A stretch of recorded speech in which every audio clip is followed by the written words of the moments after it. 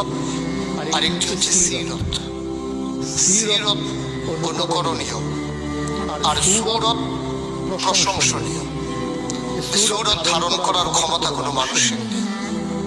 শামাইলে তিরমিজির হাদিসগুলো যখন পড়তাম, হৃদয়ের আয়নায় একটা মূর্তি দাঁড় করিয়ে নিতাম, একটা অবয়ব দাঁড় করিয়ে নিতাম, একটা আকৃতি মনে মনে কল্পনায় ভাসিয়ে নিতাম। চাইতাম আমিও যদি এমন হতে পারতাম, কিন্তু যা হবার নয়।